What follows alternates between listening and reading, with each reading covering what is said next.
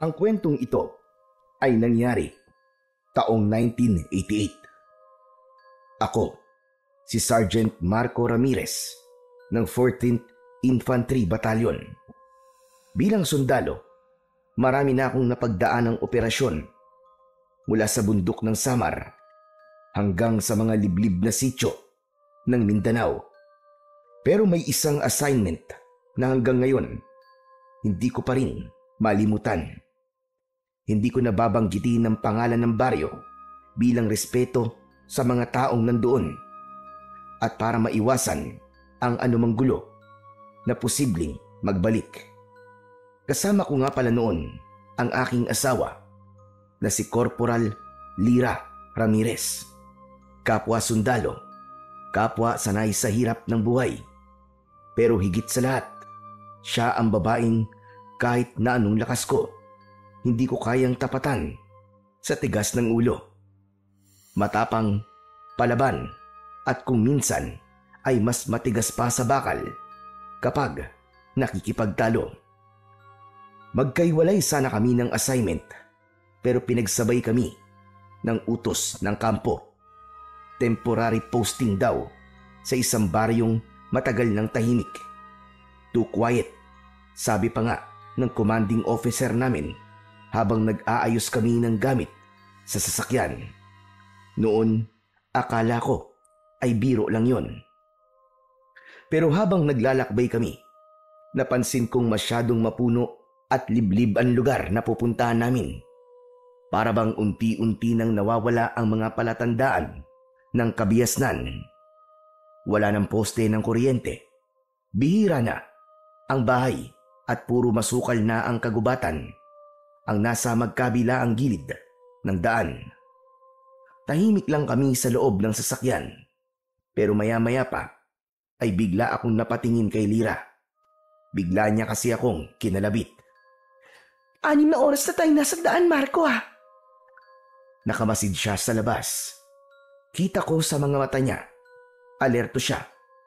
Ganito siya palagi kapag may nararamdaman siyang kakaiba. Hindi ko alam kung instinct ba yun bilang sundalo o simpleng pakiramdam lang ng babae. Teka nga, tama ba talaga tong daan natin? O kung may baryo ba talaga tayong pupuntahan? Hindi kaya niloloko lang tayo ng mga kasama natin? Napangiti ako sa tinura niya. Pero sumeryoso ako nang makita kong tumingin siya sa akin. Tama siya. Masyado nang matagal ang biyahe. Bakit naman gagawin sa atin yun? Siguro naman hindi nila gagawing biro ang pagkawala ng mga kasamahan natin. Standard verification lang daw to. Tignan natin kung sino may pakana. Kung mga rebelde ba o illegal logging activity. Ano? Illegal logging? Ano namang connect nun sa mga nawawalang tao? Saka bakit tayong dalawa lang ang ipinadala ngayon para mag-imbestiga, diba?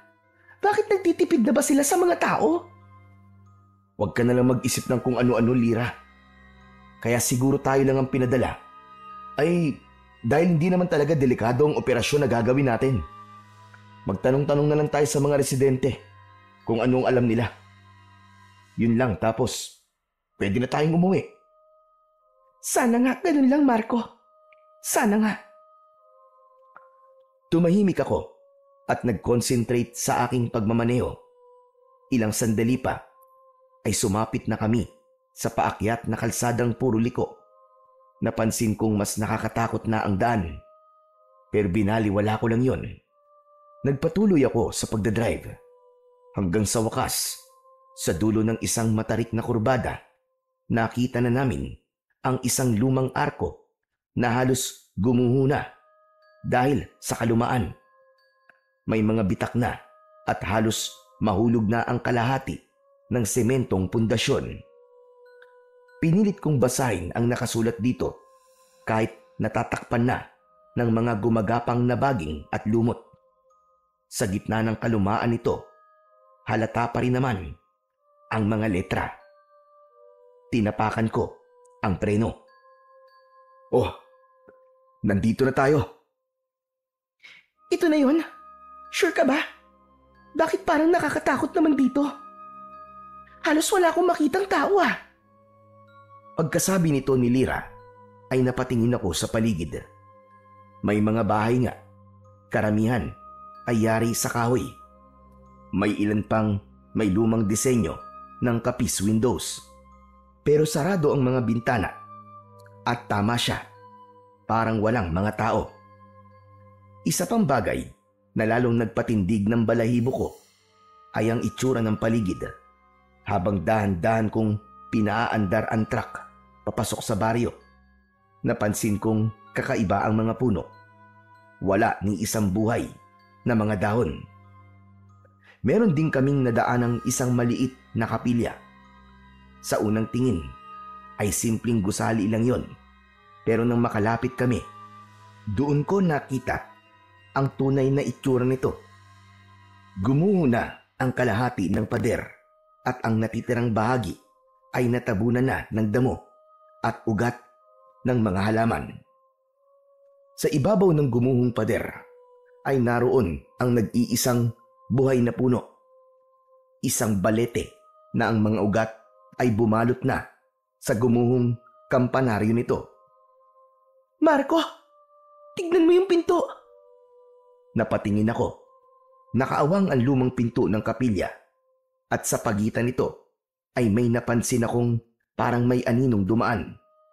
Mabilis yun, pero malinaw kong nakita. Hindi ko alam kung tao o hayop, pero kinilabutan ako. Nagpatuloy na ako sa pagdadrive hanggang sa makarating kami sa barangay hall ng lugar. Ipinarada ko ang sasakyan sa tapat nun at saka kami bumaba pareho ni Lyra. Sinalubong kami ng isang matandang lalaki na may hawak na baston at nakabarong maski mainit ang sikat ng araw. O si Mayor Lucio, kayo bang ipinadala mula sa kampo? Sir, Sergeant Marco Ramirez po. Kasama ko po ang aking asawa, si Corporal Lyra Ramirez. Na-assign po kami rito para sa security assessment. Mabuti't nakarating kayo na maayos. Pero sana, matapos agad ang trabaho nyo bago dumating ang kabilugan ng... Tumigil sa pagsasalita si Mayor Lucio. Pero hindi ko kagad nakuha kung bakit. Napatingin ako sa kanya. Sa unang tingin, normal lang naman ang itsura niya. Medyo maitim ang balat, payat at mukhang hikain na matanda. Malayo ang aura niya sa mga mayor na nakilala na namin sa iba't ibang lugar. Parang ordinaryong mamamayan lang siya, maski nakabarong. Pero habang tumatagal ang tingin ko sa kanya, napansin kong may kakaibang takot na makikita sa mukha niya. Parang may gusto siyang sabihin, pero hindi niya masabi ng diretso. Tapos napansin kong tumingin siya sa langit. Sandali lang yon, bago ibinalik ang tingin sa amin at gumuhit ang isang pilit na ngiti. Sir, Mayor, ano po yung sinabi niyo? Kabilugan po ng buwan? Hindi siya sumagot kagad. Tumingin muna siya sa paligid. Parang sinigurado na walang nakikinig. Makinig kayo sa akin. Kapag sumapit ang gabi, huwag na huwag kayong lalabas sa loob ng tutulugan nyo. Huwag din kayong lalapit sa parte ng gubat na yan. Kahit na ano pa ang marinig nyo. Nagkakaintindihan ba tayo? May banta po ba ng mga rebelde, Mayor? Umiling si Mayor Lucio. Kita ko pang napabuntong hininga siya. Mahaba at tumingin siyang sandali sa gubat. Baka sa mukha niya ang matinding pag-aalala. Hindi tao ang kalaban dito. Tumahimik kaming lahat. Walang kumibo. Tumingin si Lyra sa akin. Bagyang tumaas ang kilay. Tapos ay sa kanya ibinaling ang tingin sa matandang lalaki. Ho? Ano pong ibig niyo sabihin, Mayor? Ano po ba ang mga makakalaban natin dito? Muling naulit ang ekspresyong ipinakita niya kanina. Muli rin siyang sumagot ng malayo sa tinatanong namin. Hindi ko tuloy maiwasang makaramdam ng inis. Pero dahil sundalo kami, pinakalma ko ang sarili ko. Mayor, kaya ho kami pinapunta dito ay para imbestigahan po ang mga reports tungkol sa mga nawawalang tao dito sa baryo na to. Kung may alam po kayong impormasyon tungkol dito, makipagtulungan po kayo sa amin. Hindi pwede ang ganun. Kung gusto nyo ng sagot, gusto ko, kayo mismo ang makatuklas ng tunay na nangyayari dito. Dahil kapag sinabi ko lang, baka hindi kayo maniwala. Nang marinig ko ang sinabi ni Mayor, husa akong napatingin kay Lira. Kita ko agad ang reaksyon sa mukha niya. Galit na may halong inis. Napailing siya at pinagsalikop ang mga braso habang nakatitig ng matalim kay Mayor. Ang sabi mo kanina ay hindi tao, Mayor. Ano yun? Mga multong kalaban niyo dito? Bago pa siya makapagsalita ng mas matalim, ay agad ko na siyang hinawakan at hinila palayo ng konti kay Mayor. Lira, tama na. Ano ka ba? Pigilan mo ang sarili mo. Nandito tayo para mag-assess at i-verify ang mga nangyayari. Sa tingin ko, ay maganda lang may konti tayong malaman mula kay Mayor kaysa puro kuro-kuro lang, gaya ng illegal logging o kung ano paman. Pero hindi ba't mayor siya ng bayang to? Tungkulin niya rin na protektahan ng lugar at panatilihin ang katahimikan.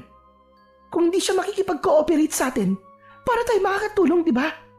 Isa pa, puro kabalbalan lang ang pinagsasasabi niya. Hinaan mo ang boses mo, Lira. Baka marinig ka, nakakahiya. Bakit naman tayo mahihiya? Totoo naman ang sinasabi ko Kumalma ka lang. Mabuti pa dumito ka na lang muna. At ako na ang kakausap sa kanya, okay? Ay nako, bahala ka. Muli akong lumapit kay Mayor at nagtanong. Iniba ko na ang usapan upang hindi na tumaas panlalo ang tensyon. Mayor, sino po pala ang kapitan dito? Pwede ko po ba siyang makausap? Wala pa ho kasi kaming matutuluyan ng kasama ko Walang kapitan sa baryo na to. Pero may alam ako matutuluyan ninyo. May mga naunang sundalo ang nagpunta dito at meron silang tinutuluyan na barracks malapit lang dito. Pwede kayo ron. Matibay ang ginawa nilang barracks na yon. Ganun ho ba? Ayos lang ba sa inyo yon? Oo naman po. Maraming salamat, Mayor. O sige, sundan niyo ako. Dadalhin ko kayo doon. Sinundan namin si Mayor Lucio habang sakay siya ng luma at maliit na kotse. Dinala niya kami sa isang lugar kung saan may nakatayong mga barracks. 5 ito at nakatayo ng magkakatabi sa isang bakanting lote. Lumapit ako at napansin kong luma na ang mga gusali. Ang mga dingding ay yari sa kahoy at yero at may mga bahagi ng sira o butas. Ang bubong ay kalawangin na may ilang yero na halos matanggal na.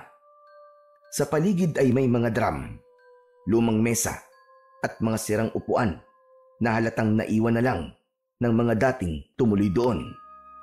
Nagpaalam na rin kagad si Mayor Lucio dahil may mga aasikasuhin pa raw siya. Nagkatinginan kaming mag-asawa nang wala na sa paningin namin ang matandang lalaki. Dito tayo tutuloy? Sure ba siya? Ang dumi at saka lumang-luma na, ano ba yan? Wala bang maski kahit isang kubo man lang na mas maayos? Baka wala. Kaya dito tayo dinala. Okay na to, mahal. Ayusin na lang natin. Hindi ako panatag dito, Marco. Tama na yan. Baka ma-stress ka niyan Siguro kasi baka nag-iingat lang din sila, di ba? Kung totoong may mga rebelde dito sa paligid, baka ayaw sigurong madamay ang mga taga-baryo. Mas ligtas sila kapag malayo tayo sa mga kabahayan nila. Tapos, tayo nasa delikadong sitwasyon. Tignan mo nga tong lugar. Wala tayo ni isang kapitbahay. Hindi ligtas to kung tayong dalawa lang. Wala tayong magagawa sa ngayon, Lira. Magtiis muna tayo hanggang sa makahanap tayo ng mas maayos. Ang importante, magkasama tayo. Sa bagay. Pero sana, hindi tayo mapahamak dito. Kinukutuban talaga ako ng masama dito eh. Ako rin. Pero kakayanin natin to. Matatapos natin ang misyon to ng maayos. Nakita kong tumango ang aking asawa at ngumiti na din siya. Doon na parang napanatag ang aking loob, maski konti. Gaya ng lagi nating ginagawa, mabuti pa ay i-check na muna natin ang paligid. Baka may mga nakatago ditong mga bomba o kung ano paman. Malabo yan. Ha? Anong malabo? Sa tingin ko ay walang anumang nandito. Malamang sa malamang, kung meron mang mga gamit na naiwan dito, ninakaw na yun ng mga taga-baryo. Ikaw talaga masyado kang negative. Sige na, gawin na lang natin. Ikaw dito sa harap at ako naman dun sa likod. Wala kaming nakitang kakaiba. Pati na nung isa-isa naming pinasok ang mga baraks. Pagpasok namin sa pinakahuling baraks, amoy alikabok at lumang kahoy ang agad na bumungad. Ang sahig ay may mga siwang at bawat tapakan namin ay lumalangit-ngit. Sa isang sulok ay may lumang kama na may kalawangin ng frame at manipis na kutsyon. Ito na ang pinakamaayos sa lahat ng ininspeksyon natin. Sa tingin mo, okay na rin to, no? Oo, pwede na rin. Wala naman tayong choice eh. Kesa naman dun tayo sa gubat. Linisan na lang natin. Ayos. Magbababa lang muna ako ng mga gamit natin sa sasakyan ha. Sige, at maghahanap lang ako ng pwedeng magamit natin dito panlinis. Muli akong naglibot sa lugar at may mga nakuha kong mga lumang tambo, walis tingting, mga lumang lamisita, may mini cabinet at iba pa. Inipon ko ang lahat ng yon at dinala sa napili naming tutuluyan. Nang nasa loob ako, napatingin ako sa mini cabinet at dahil mausisa akong tao, binuksan ko yon. Lumantad ang ilang piraso ng mga papel at larawan. Ayon sa mga dokumento, may dating detachment sa baryo na yon. Pero matagal nang iniwan. Sunod kong tinignan ang mga larawan. Grupo yon ng mga sundalo, ngunit hindi ko mamukaan dahil malabo yon. Ano yung nahanap mo? Ilang mga gamit, larawan at mga dokumento na naiwan ng mga sundalong na destino dito. Talaga? Patingin nga ako. May nakita ka bang maaari nating maging lead sa nangyayari dito? Binasa ko lahat. Wala sa mga dokumento at larawan ang ipinunta natin dito. Sa tingin ko, hindi pa ito ang pinaka naging base ng mga naunang sundalo. Tama ka. Base sa mga gamit na naiwan nila, hindi ito ganun kahalaga para dalhin kung saan man sila nagpunta. Pwede nating tanungin si Mayor sa mga susunod na araw. Marami pa akong gustong linawin sa kanya. Lalo na yung sinasabi niyang kabilugan ng... Oh, ba't ka nakangiti? Wala lang. Siya nga pala. Pasensya ka na sa mga inasal ko kanina. Sa totoo lang, habang ibinababa ko mga gamit kanina, napansin kong hindi naman talaga masama ang lugar. Saka, mukhang magiging bakbakan at adventure ang mission ito para sa atin. Imagine, tayong dalawa lang nandito. Ikaw ha? Iba na naman ang takbo ng isip mo ha? Ibang bakbakan ang nasa isip mo eh. Pumipilya ka na naman ha? Bakit? Ayaw mo? Sige, ikaw ang bahala. Huy, wala akong sinabing ganun ha? Ipinagpatuloy na namin ang paglilinis at pag-aayos ng mga gamit. Nagwalis, nag-alis ng mga kalat at inayos ang mga lumang gamit na pwede pang magamit. Tinanggal ko ang mga basag na bote at lata na nasa sahig. Samantalang silira naman ang nagpunas ng mga alikabok. Mabilis na lumipas ang oras. Unti-unti nang dumilim ang paligid nang di namin namamalayan. Nagsindi kami ng lampara na dala namin. Habang nag-aayos kami ng huling gamit, may biglang tunog kaming narinig. Mga kaluskos ng paa na naglalakad sa labas. Marco, naririnig mo ba yun? Tahimik akong tumango. Kinuha ko ang baril ko at maingat na lumabas. Pagbukas ko ng pinto, sinalubong ako ng malamig na hangin.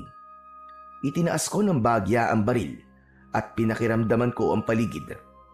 May kaluskos na naman akong narinig. Tumigil ako at inaninag ko kung ano ang meron. May tao ba dyan? May tao ba dyan? Walang sumagot. Pero sa dulo ng bakuran, nakita kong parang may gumalaw. Isang aninong hindi ko maaninag. Paglapit ko, biglang nawala. Hinanap ko pa siya sa paligid, pero wala na talaga. Inisip ko na lang na namalikmata lang ako ng mga oras na yon. Kaya naman pumasok na ako sa loob. Nakita ko si Lira. Tahimik na nakaupo sa kama at naging kapansin-pansin ang kanyang pamumutla. Oh, okay ka lang ba? Anong nangyari sa'yo? Kinakabahan ako, Marco.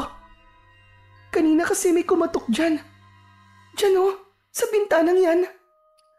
Tinuro ni Lira. Ang bintanang nakabukas na. Agad akong lumapit doon at sinilip ang labas. Wala akong makitang kakaiba bukod sa dilim ng kapaligiran. Kaya naman, isinara ko na uli ang bintana. Ano? Paanong may kumatok? Mahina lang, 3 beses. Pero nang buksan ko ang bintana, wala akong nakita. May naiwan lang sa sahig. Tignan mo nga kung ano yan. Dahan-dahan akong lumod at pinulot ang bagay na yon. Isang kuko, mahaba, magaspang at tila mula sa hayop. Amoy bulok din ito. Bigla akong napahawak ng maigpit sa aking baril. Baka sa mabangis na hayop nang galing to. Sinabi ko lang naman yon para hindi na masyadong matakot ang asawa ko. Pero alam kong hindi siya madaling makumbinsi. Hayop? Ano ka ba? May hayop ba na kumakatok sa bintana ng bahay? Baka may nagditrip lang sa atin na taga-baryo. Sus! Sa tingin mo, may mga ngas na gawin yun sa atin, ha? Kung sakali man na alam nilang nandito tayo. Malamang ay alam din nilang sundalo tayo. Armado tayo, Marco. Ano yun? Hindi sila natatakot sa baril? Hindi kaya totoo yung sinabi ni Mayor kanina? Naalala mo ba? Na hindi mga tao ang kalaban dito. Diyos ko, Marco. Kailangan natin siguraduhin kung totoo yun o hindi. Sa misyon na to, mukhang wala tayong dapat na pagkatiwalaan. Unang gabi pa lang natin, pero may ganito ng pangyayari. Mukhang may nananabutahe sa atin. Kailangan nating maging mapagmatsyag. Tama ka. Muli akong napatingin sa kuko na hawak ko. Inilapag ko yun sa lamisita. Muli kong binuksan ang bintana at pinagmasdan ko ang madilim na paligid. Wala akong nakita. Ilang minuto ay muli kong isinara ang bintana. Mabuti pa kumain na tayo. Iahanda ko na ang pagkain natin para makapagpahinga na rin tayo. Yung baril mo wag mong aalisin sa tabi mo ha. Para kung sakali na may kalaban man, nakahanda tayo. Ako naman, ay hindi ko na rin tatanggalin sa katawan ko ang mga armas ko para lagi tayong handa ano man ang mangyari. Sige, mabuti pa nga. Ipinagpatuloy ni Lira ang pag-aayos ng mga gamit, habang ako naman ay inilabas ko ang ilang dilata at tinapay na baon namin. Wala kaming dalang kalan, kaya't hindi na muna kami nagluto. Tahimik kaming kumain. Nang matapos kami, ay inayos na ni Lira ang higaan. Ipwinesto ko ang baril sa gilid ng higaan. May mga dala kaming mga kumot, unan at banig, at di na muna namin ginamit ang lumang kutsyon. Sa sahig kami naglatag. Sana bukas ay magkaroon na tayo ng lead para makapagsimula na tayo ng maayos. Manalangin na lang tayo, Lira. Matatapos natin to na maayos. Huwag kang mag-alala. Sige na, matulog ka na. Alam kong pagod ka na. Sige, ikaw rin matulog ka na. Tumango ako. Pagkasabi niya nito ay sabay na kaming humiga. Tahimik ang buong paligid. Makalipas ang ilang minuto ay nakatulog na si Lira. Pero ako, nanatili akong gising. Hindi ako makatulog dahil sa pangamba. Patuloy akong nagbantay. Lumipas ang mga oras nang sandaling ipipikit ko na sana ang aking mga mata. Biglang nakarinig ako ng paglangit-ngit ng bintana. Nang lingunin ko ito, nakita kong nakabukas na ito ng konti. Anak ng... Papanong... Napakunot ang noo ko. Sigurado ko na isinara ko ang bintana na yung kanina at hindi ko naman binuksan ulit. Medyo nagduda pa ako kung namamalikmata lang ako. Pero nang mapansin kong medyo gumagalaw pa ito dahil sa hangin, kinilabutan ako. Bago ako bumangon, sandali kong tinignan si Lira. Maimbing na ang tulog nito. Ni hindi man lang gumagalaw, hindi ko na siya ginising. Kaya dahan-dahan akong tumayo. Nilapitan ng bintana at isasara na sana. Pero bago ko mailapat yung pansara, bigla kong napansin na may dumaang anino sa labas. Parang tao, pero hindi. Mabilis lang yon. Ano ba yun? Sinulyapan ko si Lira. Natutulog pa din. At sa hindi inaasahan, biglang umihip ang malamig na simoy ng hangin. Kinilabutan ako. Kahit makapal ang suot ko, hindi ko maiwasan ang mapayakap sa aking sarili dahil sa sobrang lamig na nararamdaman ko. Napatanaw tuloy ako sa buwan. Hindi pa ganap ang kabilugan nito, ngunit may hatid na itong nakakatakot na aura at hindi na komportabling pagmasdan. Bigla akong napailing. Anong meron sa baryo na to? Bakit ganito? Pagkatapos kong mabulong ang mga salitang yon, napabuntong hininga ako. Isinara ko liit ang bintana at tumiga. Pinilit kong ipikit ang mga mata ko, pero wala. Hindi talaga ako dalawin ng antok. Panay ang lingon ko sa pader, sa kisame, sa saig, kahit saan. Para kasing may kunsinong biglang lalapit o susugod.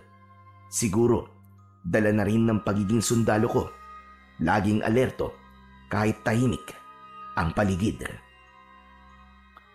Hindi ko na namalayan kung anong oras na ako nakatulog. Basta't pagdilat ko, parang ang bigat-bigat ng katawan ko. Para bang binuhusan ako ng malamig na tubig. Si Lira ay tahimik pa rin nakahiga sa tabi ko. Maigpit ang pagkakayakap sa kumot, kahit hindi na ganun kalamig ang umaga. Gusto kong isipin na panaginip lang ang lahat ng nangyari kagabi. Ang anino, ang bintanang bumukas mag-isa. Pero hindi yun panaginip. Kasi pagbangon ko, nakita ko pa rin sa lamisita ang kuko. Mahaba, matulis, at kulay itim. Pinulot ko yun at nilagay ko sa isang maliit na supot. Gusto kong dalhin kay Mayor Lucio para makita niya mismo kung ano man yun. Nang magising na si Lira, agad kaming nag-ayos. Sinuot ang aming mga uniforme at isinukbit ang mga ekstrang baril, magasin at balisong. Paglabas ko ng bahay, napansin kong kakaiba ang baryo. Tahimik, mas tahimik pa kaysa kahapon. Walang batang naglalaro, walang maingay na naglalaba, walang usok mula sa kalan ng mga kapitbahay. Bakit ganito dito? Parang walang lumalabas na tao kapag araw. Parang ghost town. Kaya nga eh. Kanino tayo pwede magtanong dito kung lahat sila nagtatago? Sa palagay mo, may kinalaman kaya yung nangyari kagabi dito? Sandali. Huwag mong sabihing naniniwala ka na ngayon kay Mayor. Slight lang. Para sa akin, to see is to believe pa rin. Pero, bakit nga kaya nakapagtataka? Hindi ko alam, mahal ko. Pero, baka natatakot lang sila. Mukhang may kababalaghang nangyayari nga dito, no? Mukha nga. Pero hindi tayo pwedeng magbigay ng impormasyon sa kampo na puro galing lang sa haka-haka, Lira. Kailangan natin mag-imbestigang mabuti at magtanong-tanong sa mga taong nakatira dito. Iba rin kasi talaga ang kutob ko.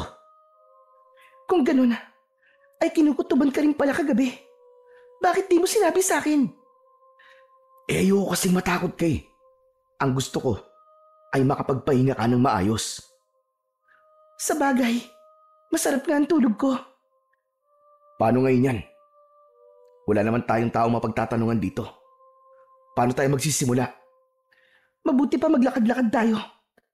Puro naman, meron tayong makakasalubong o mahahanap na tao. Alangan namang hindi sila lalabas para maghanap ng makakain nila, di ba? Sa bagay, tama ka. Sige, tara na. Naglakad kami at nilibot ang buong baryo. Kitang-kita namin kung gaano kalungkot at walang buhay ang baryo. Ang mga bahay, sarado lahat ng pinto at bintana. Parang walang gustong makipag-usap o magpakita. Ngunit sa isang bahay, may napansin akong isang matanda na dahan-dahang sumisilip mula sa loob ng bahay. Pero nang tumingin ako ron, ay bigla siyang umiwas. Isinara niya ang bintana. Maya-maya pa ay may narinig din kaming mga yapak. Paglingon ko, may 2 batang nagtatakbuhan. Ngunit bago pa sila makalayo, mabilis silang hinila ng isang babae. Malamang ay nanay nila yon. Isinara niya kagad ang pinto, sabay kalansing ng kandado. Kita mo yun? Bakit iniiwasan nila tayo? Kaya nga eh. Pero hindi lang yun ang nakita ko, Lira. May takot sa mga mata nila. Bakit? Ngayon lang ba sila nakakita ng mga sundalo? Bakit nila tayo kinatatakutan? Sa atin nga ba? O may iba pa silang kinatatakutan? Hindi natin sila mapipilit at hindi masisisi. Hindi natin alam kung anong totoong nangyayari sa lugar na to. Gusto ko sana makausap ulit natin si Mayor. Para ano? Paikot-ikutin na naman tayo sa mga sagot niyang hindi natin maintindihan. Wag na lang. Tayo na lang ang maghanap ng sagot. May punto ka pero hindi natin pwedeng alisin ang katotohanang mas alam niya ang nangyayari dito. Ikaw na lang ang bahala. Kung sa tingin mo yan ang tamang gawin, susunod ako. Susuportahan kita. Nagpatuloy kami sa paglalakad hanggang sa may nakita kaming plaza. May isang lalaki doon na nagwawalis. Agad akong lumapit sa kanya. Samantalang ang asawa ko naman ay nanatiling nakadistansya at siya ang nagmamasid sa paligid. Takot at matinding gulat ang inisyal niyang naging reaksyon nang makita ko. Teka. Magandang umaga po. Ako si Sergeant Ramirez, isang sundalo. Pwede ba kitang makausap sandali? Anong kailangan nyo? Bakit kayo nandito? Ipinadala kami dito para mag-imbestiga. Gusto naming malaman kung ano nangyayari sa sundalong ipinadala dito. 3 buwan nang nakakaraan. Baka may alam ka tungkol doon. Matutulungan mo ba kami? Sir, umalis na ho kayo. Huwag niyong sayangin ang buhay niyo dito. Umalis na kayo, sir. Ano? Sandali lang. Ano bang ibig mo sabihin? Hindi kayo dapat nandito. Lahat ng mga pumapasok dito ay hindi na nakakalabas ng buhay. Ano? Anong ibig mo sabihin? Teka, may alam ka ba? Huwag ho ako ang tanungin niyo, sir. Kundi si Mayor. Si Mayor? Nakausap na namin siya eh. Pero wala siyang naging matinong sagot sa amin. Hindi na ako magtataka. Marahil ay natatakot din siya. Natatakot? Saan naman? Muling nagbago ang ekspresyon ng lalaki. Panayanlinga niya sa paligid na animoy may kinatatakutan. Yun din ang ginawa ko. Nilibot ko ng tingin ang buong kapaligiran. Pero wala naman akong nakitang kakaiba bukod sa mga taga-baryo na iwas sa amin. May kinatatakutan ba kayo dito? May pumipigil ba sa inyo para magsalita? Wala po ko sasabing anuman, kundi ang balaan kayo, sir. Umalis na lang ho kayo dito habang hindi pa huli ang lahat. Hinawakan ko siya sa balikat at naramdaman ko ang bahagya niyang pag-igtad. Batid kong may alam sila, pero pareho silang ayaw magsalita. Sabihin mo sa akin kung ano ba talaga ang nangyayari. Nandito kami para iligtas kayo kung sakali. Magsalita ka na, pakiusap. Sir, hindi ko pwedeng sabihin sa inyo ang buong detalye dahil baka may makarinig eh. Pero sir, ako na ho ang nakikiusap. Kung gusto niyo talagang makatulong sa amin, umalis na kayo, sir. Hindi ka dapat nandito. Dahil... Naputol ang pagsasalita ng lalaki nang biglang lumapit ang isang matandang babae. Hinatak niya ito palayo sa akin. Nag-iwan pa ito ng masamang tingin bago tumalikod at naglakad papalayo kasama ang lalaking kausap ko. Lumapit si Lira at nagtanong. Oh, ano nangyari? Bakit biglang umalis yung kausap mo? Hindi ko alam, Lira. Biglang inilayo nung matanda eh. Nakakainis. Oh, akala ko ba ako mababa ang pasensya?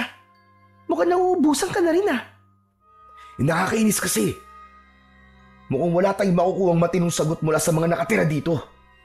Lahat sila tikom ang mga bibig. Ayaw magsalita. Akala ko magiging madali lang ang misyon na to para sa atin. Pero hindi pala. Yung mga tao nagtatago sila. Yung mayor, yung lalaki. May alam sila, Lira. Pero parang may kinatatakutan sila na siyang pumipigil para magsalita sila. Ano bang nakuha mong impormasyon sa kanya? Wala. Ang sabi lang niya, hindi tayo dapat na nandito. Na umalis na tayo hanggat may oras pa. Sa palagay mo, yun ba talaga ang dapat nating gawin? Kilala mo ko, Lira. Hindi ako sumusuko sa kahit na anong assignment na ibinigay sa akin. Hindi ako papayag na uuwi tayong walang alam. Hindi, Lira. Hindi. Kung ganun, anong iniisip mong pwede nating gawin? Si Mayor. Kailangan natin siya ulit makausap. Siya lang ang makakasagot sa mga tanong natin. Halika, puntahan natin siya. Si Mayor? Pero nakausap na natin siya kahapon, di ba? Ayaw din niyang sumagot. Sa palagay mo ba magsasalita yun? Susubukan natin ulit. Magtiwala ka sa akin. Alam mo ba kung saan natin siya pupuntahan? Oo, alam ko. May nadaanan tayo kaninang malaking bahay. Tsak na sa kanya yun. Kasi nakita ko doon ang kotseng sinakyan niya kahapon.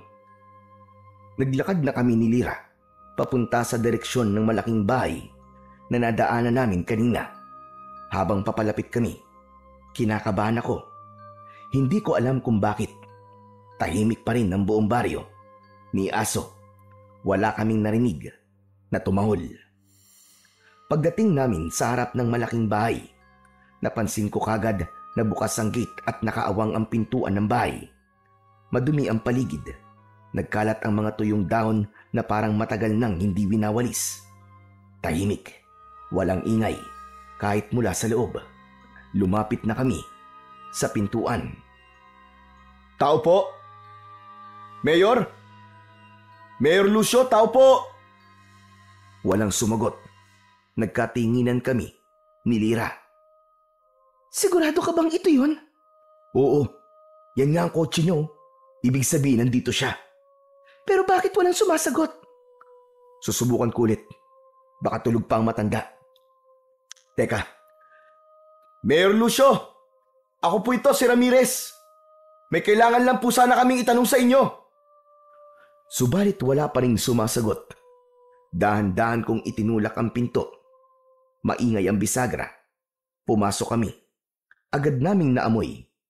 Ang amoy ng insenso sa buong kabayan. Tapos ay bumungad sa amin ang isang maliit na altar. May kandilang nakasindi doon. Sabi sa'yo may tao dito eh. Pero bakit di kaya sumasagot? Hindi ko alam. Pero tignan mo, ayos din tong bahay niya. Makaluma. Parang ganito yung bahay ng lola ko nun. Hulaan ko. Relihiyoso si Mayor. Mukha nga. Habang nag-uusap kami, biglang bumukas ang pinto ng isang silid sa kanan. Pareho kaming napalingon ni Lira. Mula roon ay lumabas si Mayor Lucio. Nakasuot siya ng puting kamis at chino. May rosaryong nakabitin sa kanyang leeg.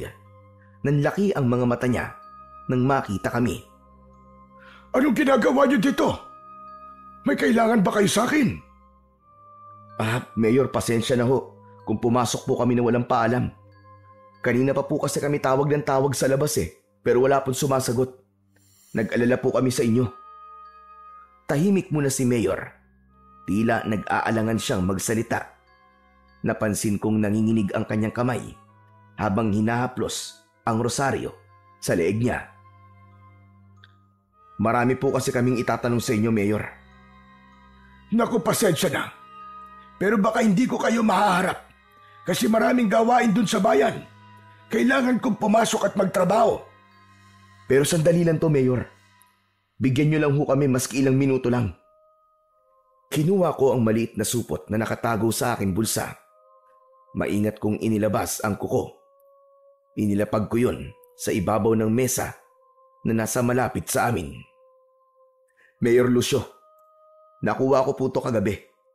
Sa palagay nyo, anong klaseng hayop ang meron nito? Napansin kong biglang nag-iba ang mukha ni Mayor Lucio. Parang natigilan siya. Dahan-dahan niyang nilapitan ng mesa at tumitig sa kuko. Saan mo ito nakuha? Sa sahig malapit sa bintana ng tinutuluyan namin. Bakit to? May alam po ba kayo rito? Hindi sumagot si Mayor Lucio. Bagkus ay umatras siya ng bagya. Saka nag-sign of the cross. Nagsimula na pala sila. Teka, anong ibig niyo sabihin, Mayor? Anong nagsimula? Tumingin siya sa amin. Malalim ang buntong hininga. Hindi ko alam kung paano ito ipapaliwanag. Pero kung mananatili kayo rito, kailangan niyong malaman ang totoo. Lumapit si Mayor sa bintana. Tumingin sa labas na para bang may pinagmamasdan sa malayo. Matagal nang sinumpa ang baryong ito. Sa tuwing dumarating ang kabilugan ng buwan, lumalabas sa mga halimaw. Pinapatay nila ang mga taong taga-baryo. Malalakas sila at walang makalaban sa kanila miski isa. Uhaw na uhaw sila sa dugo at laman. Nakakatakot sila. Tahimik lang kami ni Lira. Maya-maya ay napailing ako. Mahirap namang kasing paniwalaan ang mga bagay na hindi mo pa nakikita ng mga mata. Kaya naman, tinanong ko agad siya. Mayor, kung totoo yan, bakit hindi niyo sinabi sa kampo ang tunay na dahilan? Di sana nagpadala sila dito ng mas marami pang mga sundalo. Wala naman silang magagawa Walang laban ang mga baril nyo sa mga demonyong yun. Saka kapag may nadidestino ng mga sundalo dito, nadadagdag lang sila sa mga nagiging kalaban namin. Ano ang ibig niyo sabihin? Paano niyo silang nagiging kalaban? Dahil nagiging aswang din sila. Kapag sumasapit ang bilog na buwan, isa sila sa mga sumasalakay sa amin. Isa sila sa pumapatay. Yun ang dahilan kung bakit takot ang mga tao sa sundalo. Kaya hindi nila kayo kinakausap. Kaya walang may gustong makipagtulungan sa inyo. Hindi. Paano? Pwede mo namang alamin kung nagsasabi ako na totoo. Hintay mong dumating ang bilog na buwan at malalaman mong nagsasabi ako na totoo. Pero kung ako sa'yo, umalis na kayo ng asawa mo. Huwag niyo nang hintayin ang gabing yon. Lalo na at isa kang Ramirez. Sandali. Ano naman pong kinalaman ng pagiging Ramirez ko dito? Ang ibig ko sabihin ay isa kang sundalo. Ay, pasensya ka na. Iba na sabi ko. Sigurado ka, Mayor? Oo, nagkamali lang ako. Huwag mo nang isipin yon. Sige ho. Kung totoo ang sinasabi nyo na may banta ng mga halimaw o aswang dito, bakit nandito pa rin ang mga tao? Bakit hindi pa kayo umaalis dito? Dahil hindi kami pwedeng umalis dito. Lahat ng naabutan ng sumpa sa baryong ito, walang kakayahang lisanin ng baryo. Pero ikaw, kaya mo? Hindi ba nakakapunta ka ng bayan? Aamin na ako. Ang totoo, hindi naman ako nakakalabas ng baryo. Sinabi ko lang na nagtatrabaho ko sa munisipyo kasi gusto ko na ding umiwas sa tanong. Natatakot din ako sa'yo sa totoo lang. Ano pong dapat niyong ikatakot sa akin? Tao ako. Hindi ako isang halimaw, Mayor. Sandaling natahimik si Mayor. Tila iniisip nito ang dapat na isasagot sa akin. Habang hinihintay siyang tumugon, hindi ko maiwasang mapatingin sa altar niya. Doon ko lang napansin, ang malaking ribulto ng Batang Santo ay kakaiba. Ang krus na hawak nito ay nakabaligtad. Bigla akong napalunok ng laway. Kilala ko ang ganong simbolo. Ibig sabihin nun, ang sumasamba doon ay kampon ng isang demonyo. Siguro nga tama ka, iyo. Pero nasisiguro ko, kapag hindi kayo umalis dito, magiging halimaw ka din. Sigurado ka? Bakit ikaw? Tao ka pa din naman ah. Huwag mo akong pilosopuin. Basta ako binibigyan lang kita ng babala. Nasa sayo na yan, kung maniniwala ka o hindi. Mayor, hindi kami nagpunta rito para makipagtakutan o makipagbiruan. Ang kailangan namin ay sagot. Sabihin niyo na po sa amin ang totoo. Ano ba talaga ang nangyayari dito? Bakit hindi na nakakauwi ang mga tropa na pinapadala dito? May mga rebelde bang dumudukot sa kanila? Sabihin mo! Ngumisi si Mayor, pero hindi na muling nagsalita. Hinawakan ko ang asawa ko upang patigilin ito sa kanyang pagsasalita. Mayor Sigio, salamat po sa impormasyon na sinabi nyo. Mauuna na po kami. Tumango ang matanda. Bago kami umalis, ay muli kong nilingon ang kanyang altar. Sa pagkakataong yon, hindi na nakabaliktad ang hawak na krus ng Batang Santo. Napalunok akong muli ng laway. Muli akong nagpaalam sa matanda. Sige, dumaan lang po talaga kami para iwan po ang bagay na yan. Pagtutukoy ko sa kakaibang kuko na nakita namin kagabi. Nang damputin yun ni Mayor, naglakad na kami palapit sa pintuan. Aalis na kagad kayo. Gusto niyo bang magmerienda muna o mag-agahan? Salamat na lang po, Mayor. Aalis na po kami ni Lira. May pupuntahan pa po kami at mga dapat na ayusin. Hindi na ba talaga kayo aalis? Tumango ako at doon ko nakitang nawala na ng tuluyan ang pilit ng ngiti ng matanda. Hinawakan ko ang kamay ni Lira at inakay siya palabas ng bahay na yon. Nang makalayo kami ng konti, ay saka pa lang kami parehas na nakahinga ng maluwag. Ano yun, Marco? Ano nangyari? Hindi ko maintindihan eh. Ang weird. Hindi ko rin alam, Lira. Pero ako man nagtataka rin. Alam mo bang may napansin akong kakaiba kanina? Ano yun? Agad kong ikinuwento ang mga nakita ko. Ang baligtad na krus sa ribulto na nasa altar ni Mayor. Nanlaki ang kanyang mga mata nang marinig yun. Anak ng putya.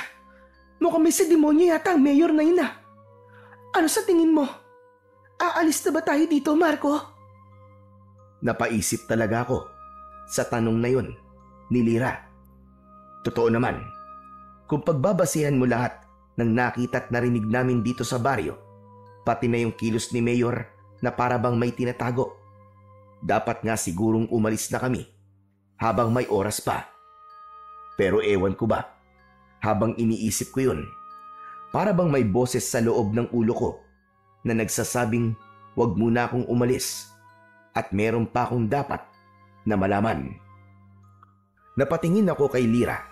Kita ko sa mukha niya ang pagod na may halong takot at inis. Gusto niya nang tapusin to, bumalik sa kampo at iwanan ang lahat ng kalokohang ito. Pero sa loob-loob ko, hindi pa ako kontento. May mali talaga. Hindi pa tayo aalis, Lira. Sigurado ka? Hindi mo ba talaga naiisip na baka delikado talaga dito? Dadalawa lang tayo dito, Marco. Kakayanin ba natin? Hindi naman to gere. Para kailanganin ng madaming sundalo, Lira. Ang kailangan lang natin ay malaman ang katotohanan. Kailangan nating matapos ang misyon na to. Kailangan nating malaman kung yung mga aswang ba na sinasabi ni Mayor ang totoong dahilan kung bakit missing in action ang kaibigan kong si Ortega at ang mga kasama niya. At kung bakit natulad ng grupo nila sa naunang ipinadalang sundalo dito. Yung misyon na tinakasan ng tatay mo? Tama ka, Lira. Gusto kong alamin kung ano yung hindi niya masabi sa akin noon. Biglang bumalik sa isip ko ang mga kwento ng tatay ko tungkol sa liblib na baryong yon sa Negros. Ayon sa kanya, ipinagbubuntis pa lang ako ng nanay ko nang umalis siya para madestino rito. Ang naaalala ko sa mga kwento niya, tumakas siya at iniwan ang mga kasama niya. Wala raw siyang ibang nasa isip noon kundi ang asawa niyang buntis at ang anak na malapit ng isilang. Iniwan niya ang kanyang mga kabaro sa gitna ng misyon. Lumaki akong nakikita siyang palaging malungkot. Palagi bang parang may dinadala. Madalas kong maririnig siyang bumubulong ng pagsisisi na sana raw hindi siya tumakas, na sana raw ay hinarap niya ang misyon hanggang dulo. Hanggang sa kinamatayan na lang niya ang pagsisisi. Makalipas ang mga taon. Samantala, nang nasa serbisyo na ako, natuklasan ko ang tungkol sa misyon na yon. Wala palang nakakalam na nakauwing buhay ang tatay ko. Mula kasi nang nanggaling siya sa baryong ito, hindi na siya nagpakita sa kanilang kampo. Hindi na siya bumalik sa serbisyo. Kaya nga, nang mapag-usapan ang tungkol sa misyong yon, lingid sa kaalaman ni Lira, ay nagboluntaryo ako na kami na ang sasabak sa misyon. Gusto kong malaman ang sagot kung bakit naging ganun ang tatay ko. Anong plano mo ngayon, Marco? Dito lang muna tayo. Hindi tayo aalis sa lugar na to hanggat walang sagot sa mga tanong natin. Sigurado ka na ba talaga dyan? Maski alam mo lang delikado para sa ating dalawa. Araw-araw naman tayo nalalagay sa peligro eh. Walang pinagkaiba yun dito. Tahimik lang si Lira. Kita kong napapailing siya at pinisil ang sinturon niya kung saan nakasabit ang baril. Alam mo bang parang sa pelikula yung sinasabi mo? Sa ganyang mga eksena, laging yung matigas ang ulo ang unang napapahamak. Napangiti ako nang marinig ang sinabi niyang yon. Hinawakan ko siya ng marahan sa pisngi. Kung parang pelikula nga ito, huwag kang mag-alala kasi makakaligtas tayo. Tayo ang bida eh. Ay nako, bahala ka nga. Pero pag may nangyari sa ating masama, ikaw talaga ang sisisihin ko ah. Oo na. Ako na ang sisihin mo kapag may masamang nangyari sa atin. Pero Lira, bigyan mo ko maski 2 o 3 araw pa. Kapag walang progress sa investigation natin, saka tayo umalis. Pero sa susunod na gabi, kabilugan na ng buwan, Marco. Nakita ko sa kalendaryo. Kung totoo ang sinabi ni Mayor, baka nga hindi na tayo makalabas dito ng buhay. Hindi natin malalaman ang sagot kung aalis tayo kagad. Saka, pakiramdam ko talaga ay dapat may gawin tayo, Lira. Yung mga tao naaawa ko sa kanila. Hindi natin sila pwedeng talikuran. Kailangan natin silang mapalaya sa takot na nararamdaman nila. Ikaw ang bahala, Marco. Kung ano man ang desisyon mo, dun ako. Pero pag-isipan mo dito, Marco. May oras pa tayo. May pagkakataon pa para umalis. Pagkatapos ng usapan namin yon, naglakad na kami pabalik sa barracks. Tahimik lang kami pareho habang naglalakad. Pagdating namin sa barracks, agad akong nagkumpuni ng mga sira. May ilang parte ng bubong na tinapalang ko ang mga butas. Pinukpok ko din at pinatibay ang mga dingding. Habang abala ako sa pagkukumpuni, ay napansin kong bitbit ni Lira ang mga gamit niya sa pagluluto. Aayusin ko lang itong lutuan natin, ha? Tumangulang ako at ipinagpatuloy na ang aking ginagawa.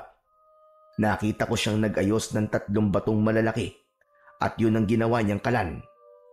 Maingat siyang nagsalansan ng mga tuyong sanga at sinindihan yun gamit ang ilang piraso ng papel at posporo. Tapos ay dahan-dahang hinipan hanggang sa lumakas ang apoy. Ilang sandali pa ay inilabas na niya ang mga kaldero at kaserola namin. Nagtakal na siya ng bigas at nagsaing. Nang matapos yun, ay naamoy ko ang amoy ng bawang at sibuyas na kanyang binabalatan at pagkatapos ay ginayat. Aba, ayos siya na. Ang galing talagang dumiskarte ng misis ko. Siyempre, mas mahirap kalabanin ng gutom kaysa sa aswang, ano? Natawa na lang ako sa sinabi niya. Pagkalipas ng halos 1 oras, ay inihanda na ni Lira ang lutong pagkain. Ginisang sardinas na may itlog ang ulam namin. Halika na, kumain na tayo. Wow, ang bango ah. Saka mukhang masarap.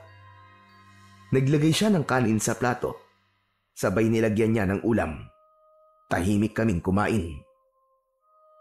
Nang matapos kaming kumain, inayos na ni Lira ang mga pinagkainan. Ako naman, binuhusan ko ng tubig ang apoy para mapatay ito. Nang mapatingin ako sa gubat, parang may nakita akong kumikidlat mula sa malayo. Nako, mukhang uulan yata. Kaya nga eh. Mabuti at naayos mo na ang bubong. Siguro naman, hindi tayo mababasa ng ulan. Hindi yan. Tinapalan kong maigi. Samantala, nang malapit ng lumubog ang araw, pumasok na kami sa loob ng barracks. Agad na hinarap ni Lira ang baril niya at inabala ang sarili sa paglilinis nito. Napansin kong nanginginig ang mga kamay niya. Marahil ay nag-aalala siya dahil magdidilim na naman. Matulog na tayo, mahal ko. Maaga tayong mag-iikot bukas eh. Tumangulang siya at ipinagpatuloy ang kanyang ginagawa. Ako naman ay nahiga na. Tahimik sa labas. Ilang minuto pa, may narinig kaming mga kaluskos sa labas. Parang may naglalakad. Dahan-dahan akong bumangon. Napahawak ako sa baril ko. Tapos ay biglang may kumatok. 3 beses. Sino yan? Walang sumagot. Huminga ako ng malalim. Muli akong nagtanong kung sino siya, pero tahimik pa rin. Hindi ako natatakot sa'yo kung sino ka man. Huwag kang ganyan. Kundi malilintikan ka talaga sa akin. Hindi ako nagbibiro. Marco, tulungan mo ako. Bigla kaming natigilan ni Lira. Kilala namin ang boses na yon. Bigla akong kinabahan nang mapagtantong boses ngayon ni Ortega, ang kaibigan kong kasama sa ipinadalang mga sundalo noon. Agad akong tumayo at tinungo ang pinto. Bubuksan ko na sana yon, pero biglang sumigaw si Lira. Marco, wag! Napatigil ako. Paglingon ko, nakaturo si Lira sa ilalim ng pinto habang hawak rin ang kanyang baril. Sa siwang, may tumutulong likido. Maitim, malapot at amoy bakal. Hindi ako maaaring magkamali. Dugo yun. Sumigaw si Lira at hinila ako palayo. Napaatras ako habang marahas na yumayanig ang pinto. Kasunod ang boses ni Ortega na ngayoy paus na paus. Ramirez! Ramirez, sundin mo ang utos ko! Ramirez! Sinenyasan ako ni Lira na lumayo sa pinto. Pagkatapos nun, ay biglang may kumalabog. Sinipa niya ang pintuan. Maya-maya pa, ay narinig na naming kumalas na ang bisagra. Gusto ko sanang iputok na ang baril ko. Pero nagdalawang isip ako. Kung si Sergeant Ortega nga ang nasa labas, hindi ko kayang saktan siya. Ilang segundo ay unti-unting bumukas ang pintuan. Pero bago pa namin makita kung sino o ano ang papasok, hinila na ako ni Lyra papunta sa bintana. Marco! Talon! Wala na akong nagawa. Tumalon kami palabas at mabilis na tumakbo palayo. Teka lang! Bakit ba tayo tumatakbo? Bakit di natin siya harapin? Delikado, Marco! Hindi tayo handa sa ganong klase ng kalaban! Pero, Wala nang pero! Kailangan natin makahanap na matataguan! Nagpatuloy kami sa aming pagtakbo. Napadpad kami sa kung saan. Hindi na namin alam hanggang sa may nakita kaming mga kubo. Mabilis kong kinuha ang maliit na flashlight na nasa aking bewang at inilawan ang mga yon. Isang lumang kubo ang agad na nakaagaw ng aking pansin. Sa paligid kasi nito ay may mga nakakalat na baril at mga magasin. Tignan mo, Lyra. Mukhang may tumirang sundalo dito. Mukha nga. Pero, nasan sila? Hindi ko alam. Tara, tignan natin. Pagpasok namin sa loob ng kubo, nakita namin na magulo at makalat ang mga gamit na naroon. May mga natuyo ding dugo sa sahig, parang hinila palabas. Ano kayang nangyari dito? Dahan-dahan kong inilawan ang bawat sulok at may mga nakita kaming mga bakas ng kalmot. Doon namin napatunayan ni Lyra na hindi nga tao ang naging kalaban ng mga sundalo doon. May nakita kaming logbook. Agad na binuklat yun ni Lyra at ang huling entry na nakasulat doon ay galing kay Ortega. Mga nilalang ng dilim ang kalaban nila, Marco. Tignan mo. Nakasulat dito na may mga naging kalaban silang mga aswang. Hindi.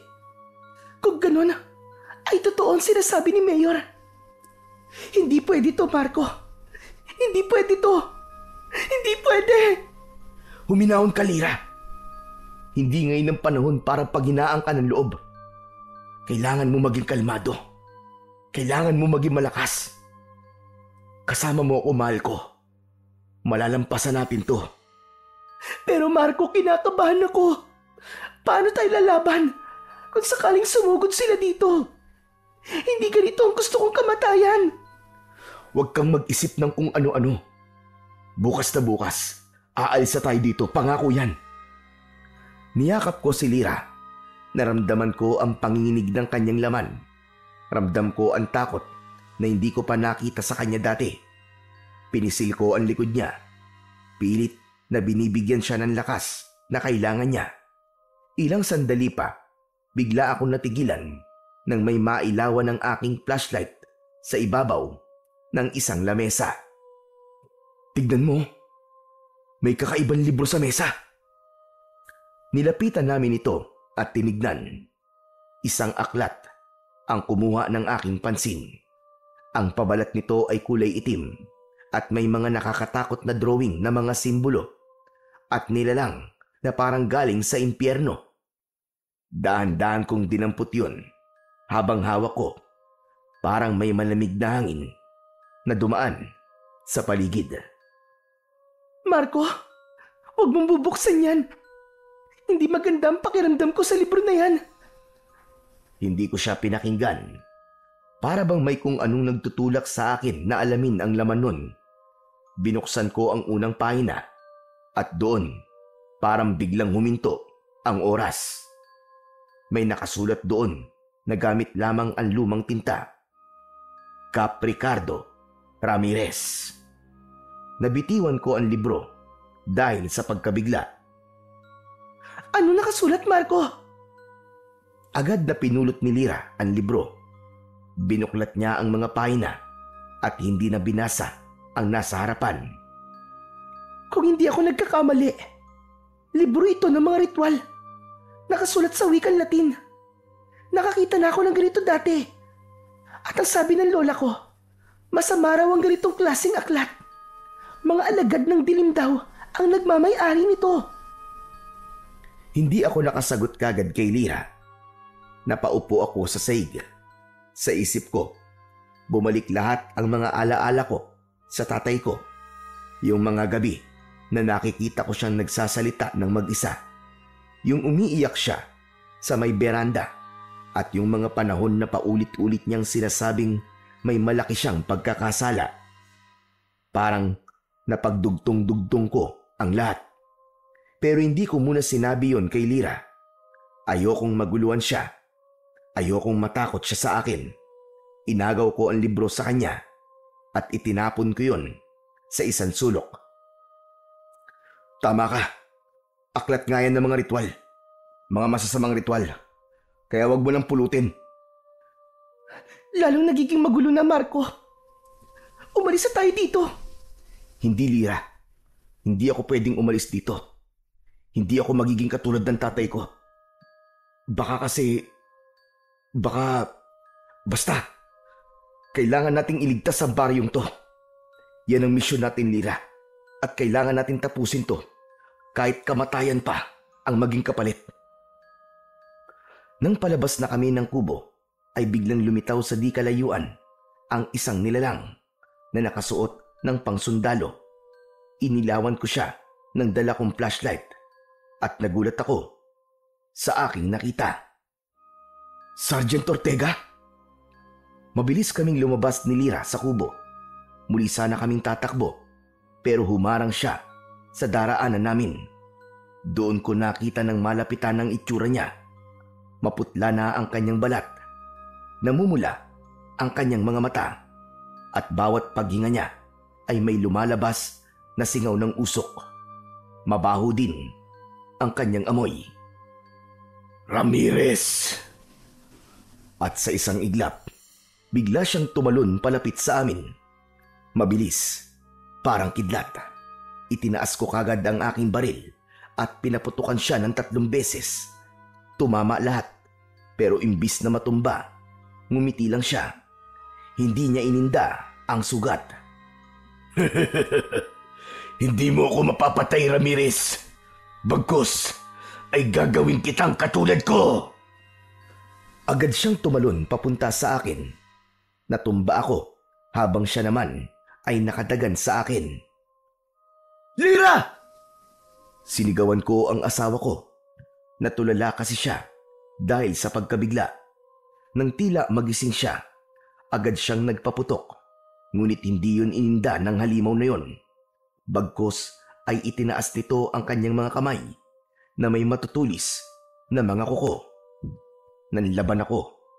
Ginamit ko ang aking lahat ng lakas para makatakas sa kanya. Pero mahirap. Sobrang lakas niya.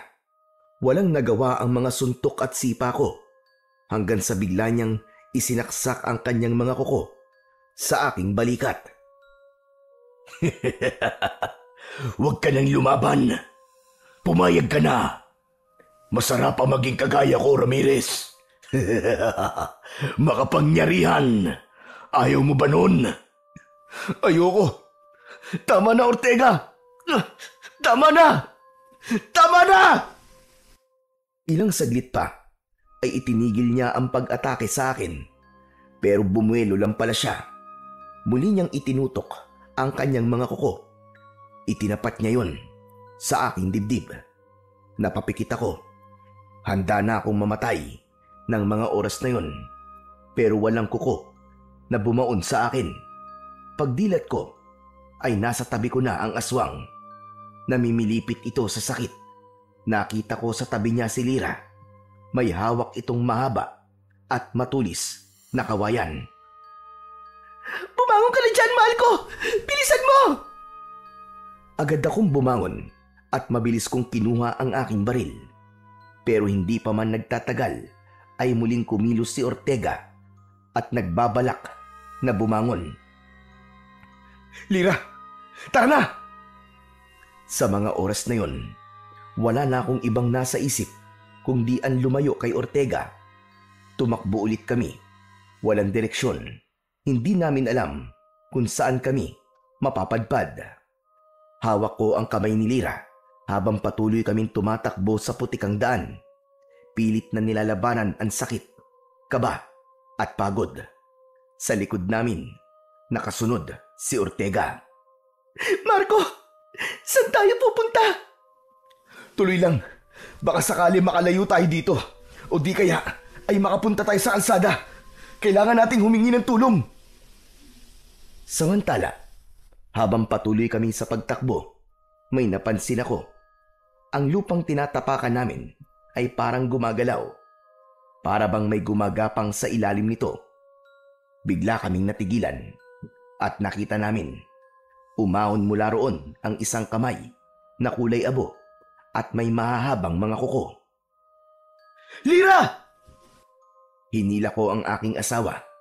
Iniwas ko siya sa lupa kung saan may lumabas na isang katawan. Halos wala na itong balat at may mga nakapulupot na ugat sa kanyang leeg. Isa pang kakaibang aswang. Diyos ko! Anong klaseng nilalang yan, Marco? Hindi ko alam. Agad naming inihanda ang aming mga baril. Lumapit ito sa amin. Mabagal, pero sigurado. Sa bawat takbang, may naririnig akong tunog ng mga butong naglalagutukan. Iniangat ko ang aking baril. Pero alam kong walang saysay ang bala. Kaya kinuha ko ang patalim na nasa tagiliran ko. Paglapit ng nilalang, sinaksak ko ito sa dibdib. Walang dugo. Sa halip, usok ang lumabas. Napasigaw ito at sa gitna ng sigaw ay narinig ko ang mahinang boses ng mga tao. Humihingi sila ng tulong. Dahan-dahan kong itinutok ang flashlight sa lupa.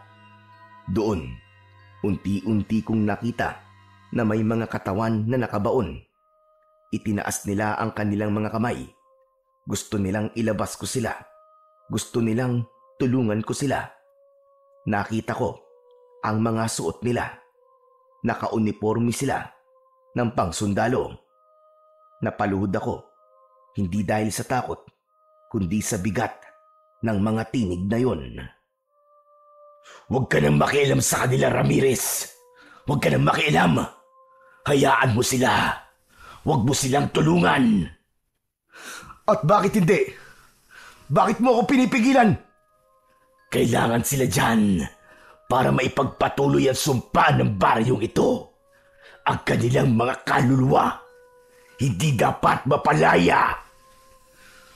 Anong pinagsasasabi mo? Ikaw ba may gawa nito, Ortega? Pinatay mo mga kasamahan natin? Hindi ako ang pumatay sa kanila. Mga aswang. Sila ang pumatay. Ngunit, isa kang aswang. Hindi. Isa akong isinumpa, Ramirez, dahil pinakialaman ko ang aklat ng mga ritual. Ginawa ko yun para maipagpatuloy ang... Kaya pala natatakot ang mga tao dahil ikaw ang gumawa ng sumpa. Hindi ako ang gumawa ng sumpa. Ang tatay mo ang nagsimula ng sumpa sa baryo na to, Ramirez. Isang sumpa na bigla niyang iniwan at di tinapos. Ako lang naman ang bumuhay muli sa sumpa nang mapadpad kami dito. Malaking tulong ang librong yon ng mga mahika at orasyon. Binuhay mo ang sumpa? Mahigit 3 dekada nang nasa ilalim ng sumpa ang baryo na to. Sinimulan ito ng tatay mo, kasama ang 10 mangkukulam. Tumigil sandali si Ortega sa pagsasalita. Napansin kong sumilip ang liwanag ng buwan sa pagitan ng mga puno. At nang masinagan si Ortega, huminga ito ng malalim. Para bang ninanamnam niya ang liwanag na yon. Nakita ko siyang ngumisi. Samantala, habang nananahimik siya, sinenyasan ko si Lira. Napansin ko na kasi na nasa likod lang pala kami ng simbahan sa bungad ng baryo. Itinuro ko yun sa kanya. Agad kaming tumakbo patungo doon. Hangad namin na makalabas na ng baryo. Wala na kaming pakialam sa mga gamit namin. Ang mahalaga sa amin ng mga oras na yon ay ang aming kaligtasan. Hindi sumunod sa amin si Ortega. Ngunit nang matapat na kami sa simbahan, biglang gumalaw ang mga baging sa balete. Pumulupot yun sa mga paa namin. Sigaw kami ng sigaw ni Lira. Dinala kami ng mga baging na yon sa loob ng gumuhong simbahan.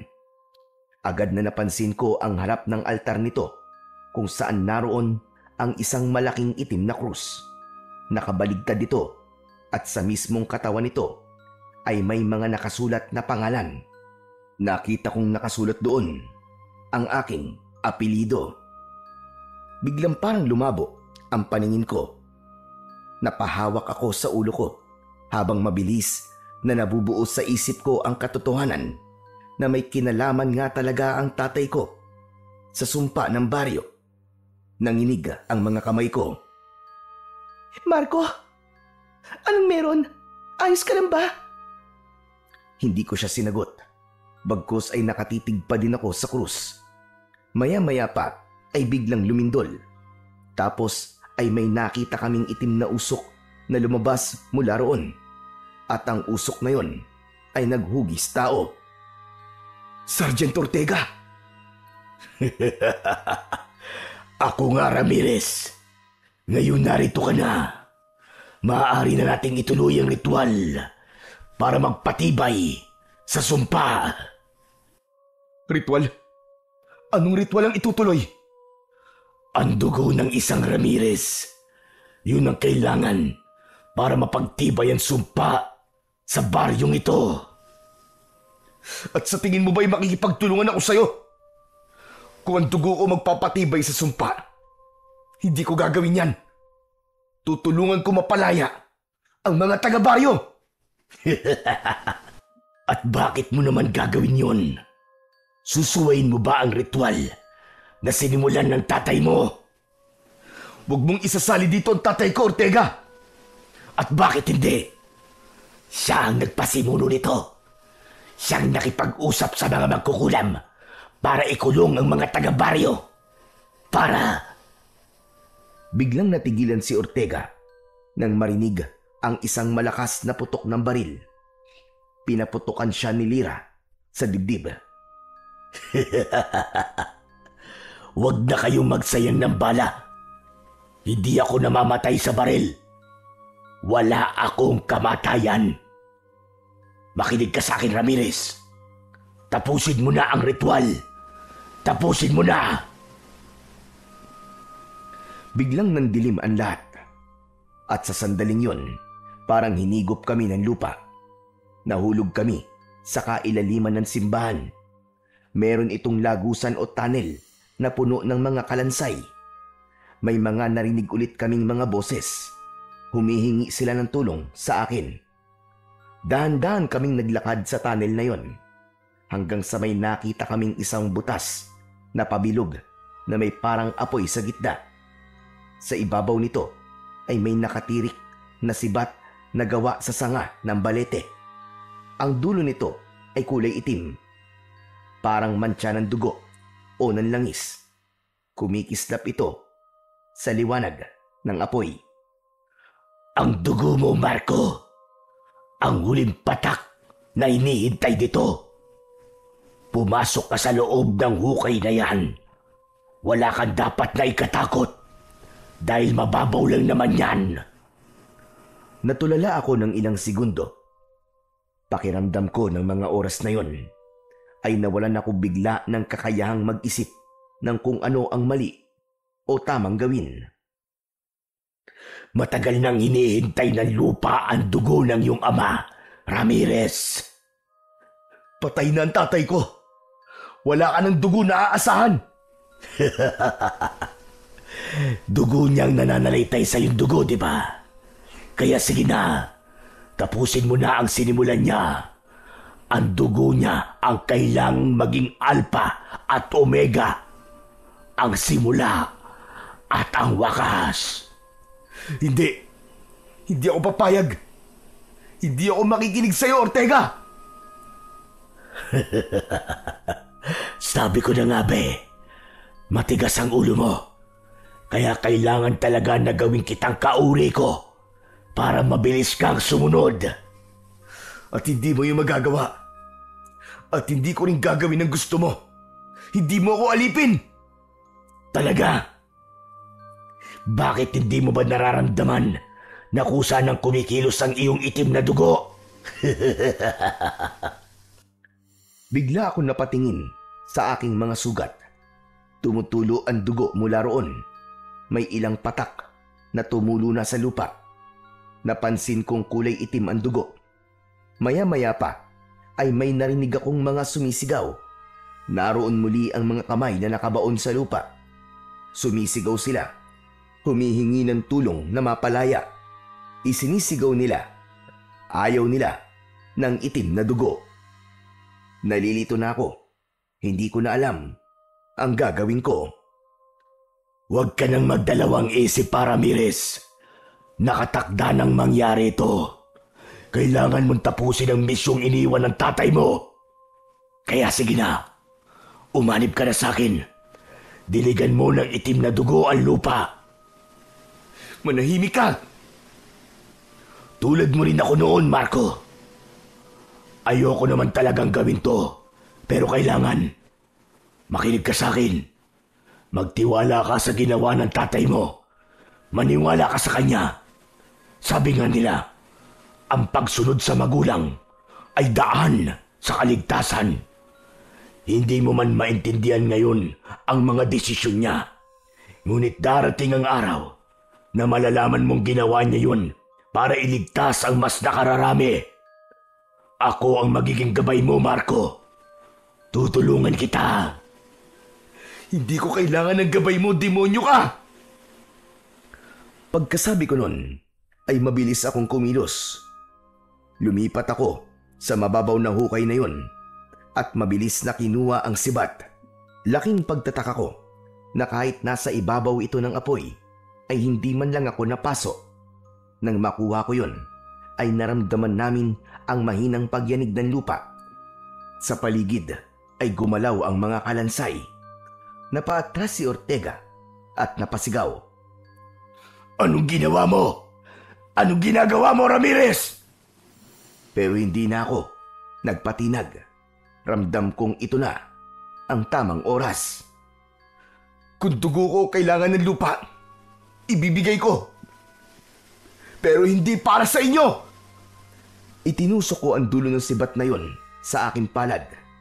Napasinghap ako habang nakikita ang dumaloy na dugo mula sa aking sugat. Hindi yun itim, kundi matingkad na pula. Hindi pa nakakarating doon ang kamandag ng mga kuko ni Ortega. Nang mapatakan na ng aking dugo ang lupa, may mga narinig kaming tinig. Nagpapasalamat sila sa kanilang paglaya. Nanginig si Ortega, galit na galit. Nagkakamali ka, Marco. Hindi mo dapat nilinis ang lupa. Hindi mo dapat inalis ang sumpa. Hindi mo alam ang ginawa mo. Hindi mo alam ang ginawa mo, Ramirez! Mabilis siyang sumugod. Muli niyang itinutok sa akin ang matatalas niyang kuko. Ngunit bago pa niya maibaon sa akin yon, ay sinalubong ko na ng sibat ang kanyang pag-atake. Nagtagpo kami sa gitna. May kakaibang liwanag na sumirit sa pagitan namin. At doon nagsimula ang tunay na wakas ng sumpa. Unti-unting nanghina si Ortega habang hawak sa kanyang dibdib ang nakabaong sibat. Tuluyan siyang nalugmok sa lupa at maya-maya pa ay tuluyang nalusaw hanggang sa naging abo. Ilang sandali pa ay may isang malakas na liwanag ang tila sumabog sa loob ng lagusang yun. Napapikit ako at sa muling pagmulat ng aking mga mata, wala na kami sa loob ng simbahan. Nasa labas na kaming dalawa ni Lira. Lira, tapos na. Tumango siya, umiiyak pero nakangiti. Tama ka, Marco. Tapos na nga. Magkahawak kamay kaming naglakad pabalik sa aming barracks. Masaya ako. Masayang wala na si Ortega. Wala nang katatakutan ang mga taga-baryo. Mabubuhay na sila ng normal. Samantala, nang makabalik kami sa barracks, inayos ko ang pintuang nasira. At matapos maglinis ng katawan, pareho kaming bagsak sa higaan ni Lira. Makalipas ang ilang oras, nagising kaming parehas nang marinig namin na may kumakatok sa pintuan. Maingay sa labas at napansin kong maliwanag din dahil bahagya ng sumilip ang liwanag ng araw sa siwang ng bintana at pintuan. Tumayo ako at sumilip sa bintana. Nakita kong madaming tao sa harap ng tinutuluyan namin. Lira, may mga tao sa labas. Talaga? Baka alam na nilang wala ng sumpa, Marco. Kaya nandiyan na sila. Baka gusto nilang magpasalamat sa atin. Tara, labas tayo. Teka lang. Para kasing may mali. May masama akong kutob. Ano na naman ba yun, Marco? Wala ka nang dapat na ipag-alala. Wala na ang halimaw na si Ortega. Wala na tayong dapat katakutan. Tapos na, di ba? Basta dito muna tayo. Kailangan ko makasiguro na ligtas na nga tayo. Kinakabahan kasi ako eh. Alam ko na kung ano yan. Na-e-excite ka siguro. Hindi ko alam. Natigilan kami ni Lira nang muling may kumatok at mula sa labas ay narinig namin ang boses ni Mayor Lucio. Tao po! Gising na ba kayo? Sabi ko na eh. Halika na. Si Mayor yung nasa labas. Binuksan ni Lira ang pinto at agad na sinalubong ng kamay si Mayor Lucio.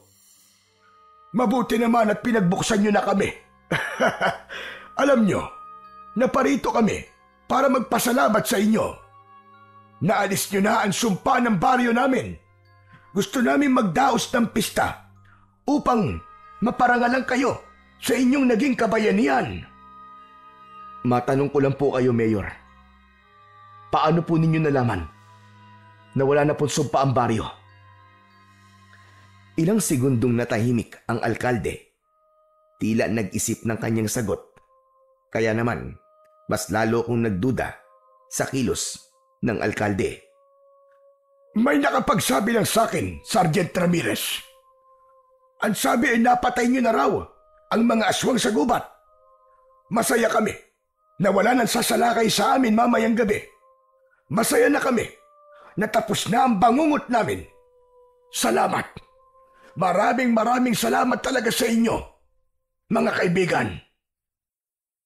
Napatingin ako sa paligid at sa mga taong nakapaligid sa amin. May ilang nakatayo lang, nakangiti, may ibang tahimik at nagmamasid lang. Pero habang pinagmamasdan ko sila, may kung anong kakaiba kong naramdaman.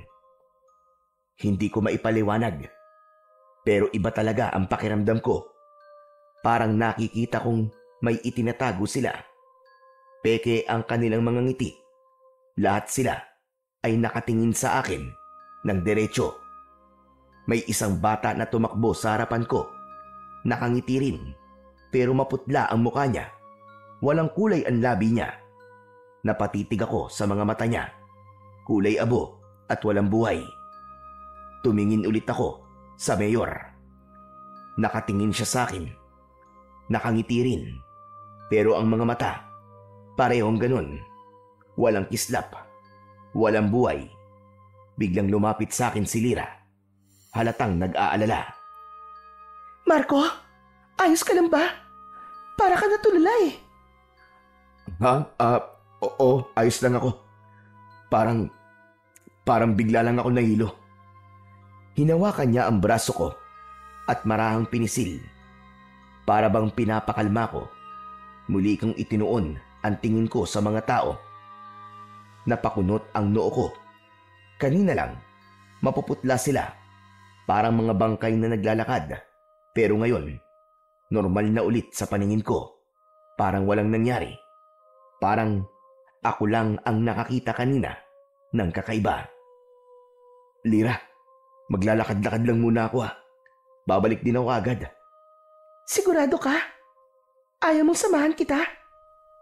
Hindi na. Hintayin mo na lang ako dito. Sige, kung yun ang gusto mo. Tumango ako at saka naglakad palayo sa mga taga-baryo. Isang sandali ay napadpad akong muli sa lumang kubo na napuntahan namin kagabi. Nilibot ko ang aking paningin sa paligid.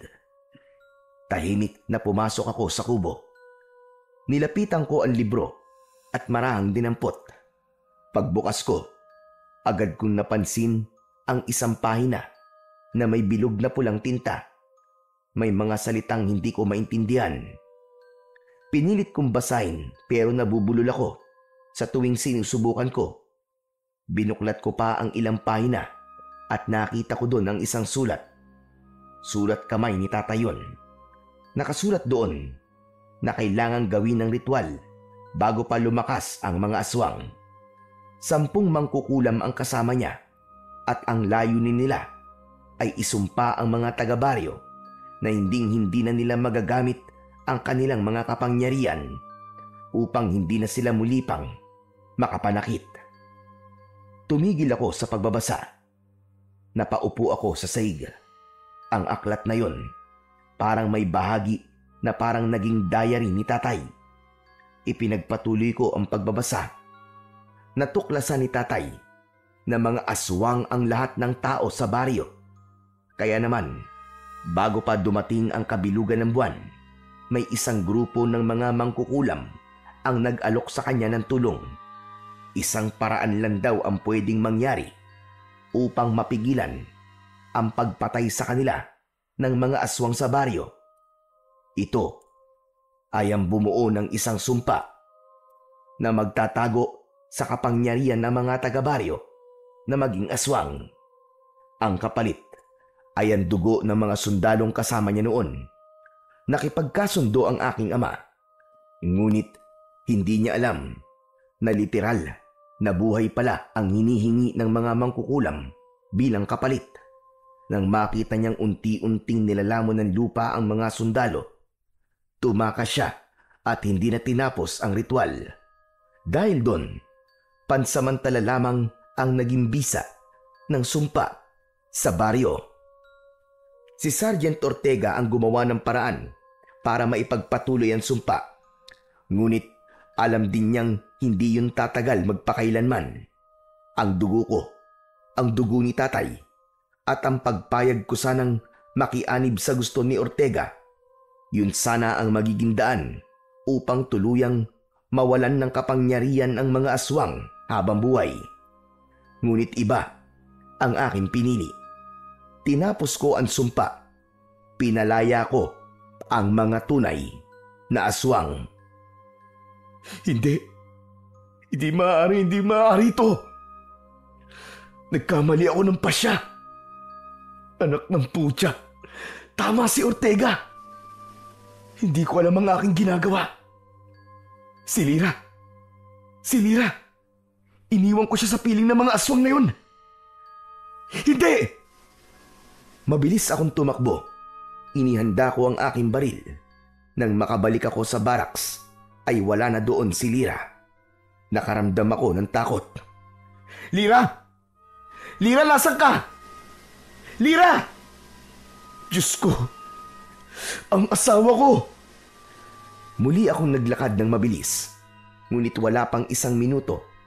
Napahinto ako nang makita ang mga taga-baryo na nakaharap sa iisang direksyon.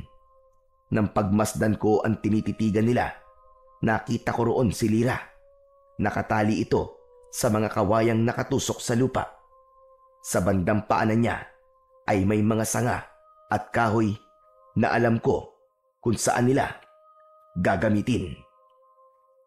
Mga hayop kayo! Pakawalan niyo ang asawa ko! Pakawalan niyo siya! Kung ayaw niyo mamatay! Kumalma ka lang, Sergeant Ramirez. Gusto lang namin ng masarap na makakain. Matagal-tagal na rin nung huli kaming nakakain ng karne ng tao. Pagsisisihan mo, Mayor, ang ginawa mo sa asawa ko. Saktan mo lang siya at sisiguraduhin ko sa iyong mabubutas ang ulo mo. Ano ka? Akala mo ay takot kami sa'yo? Wala kang utak, Ramirez. Mahina ka. Parehas lang kayo ng tatay mo. Huwag mo lapastanganin ang pangalan ng tatay ko, demonyo ka! At bakit hindi? Iho, makinig ka. Huwag mo na kaming pigilan. Iregalo mo na sa amin ang babaeng ito. Bibigyan kita ng pagkakataong tumakas. Parang yung tatay mo. Iniwan ang mga kapwa niya sundalo para sa sarili niyang kaligtasan. Pero kung lalaban ka, sinisigurado ko sa iyo na masasaktan ka. Natahimik ako. Wala akong ibang magawa ng oras na yon, kundi ang titigan ang matanda. Nagsisisi ako. Naloko ako. Hinayaan kong bumalik ang dilim sa baryong ito. Naunawaan ko na hindi lahat ng sumpa ay masama. Tama ang tatay ko. Tama si Ortega. Sandali! Nagbago na pala ang isip ko. Mga kasama, hulihin at patayin din ang taong yan! Nanlaki ang mga mata ko. Nandahan-dahang biglang nagbago ang anyo ng mga tao.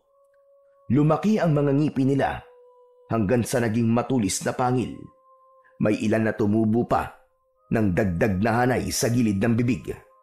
Humaba din ang kanilang mga kuko at ang balat nila ay naging kulay abo. Hindi lang yon, kumikilos din sila ng hindi normal. Mababaho sila, parang amoy ng bulok na karne. Halos sabay-sabay silang lumusob papunta sa akin. Wala akong magawa kundi ang iangat ang hawak kong Armalite at sunod-sunod silang pinaputukan. Marami agad ang bumagsak sa lupa.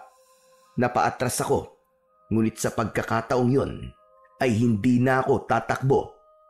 Kailangan kong mailigtas ang asawa ko. Pinaulanan ko ng bala ang mga aswang. Marami agad ang natumba. Mga diablong buwang kayo lahat! Uubusin ko kayo! Muli akong nagpaputok. Halos ubusin ko na ang bala ng magasin ko. Pero hindi sapat ang sandatang dala ko. Paubos na ang bala ko. Pero ang mga aswang, bumabangon sila. Hindi sila namamatay sa bala ko. Unti-unti silang nakalapit. Pero bago pa nila ako tuluyang mahawakan at mapatay, kinuha ko ang isa ko pang baril at itinutok yon sa aking sintido. Marco! Marco, anong ginagawa mo? Patawarin mo ako, mahal ko. Pero hanggang dito na lang siguro ang laban natin. Mas mabuting mamatay ako sa bala kaysa sa kamay ng mga aswang na to. Mahal na mahal kita, Lira. Paalam. Ipinikit ko na ang aking mga mata at nakahanda na sana ako sa aking kamatayan. Pero natigilan ako nang may marinig akong mga sigaw. Pagmulat ng aking mga mata ay nakita kong pumasok sa bulwagan ang isang grupo ng mga tao. Mukha silang mga taga-bundok. Mukhang may tribong kinabibilangan dahil sa uri at paraan ng kanilang pananamit. Maiitim din ang kanilang mga kulay. May mga dala silang mga sandata, mga matutulis na kawayan, mga latigo at itak. Isang matandang lalaki ang tumayo sa gitna nila. May suot itong isang gintong medalyon sa kanyang leeg.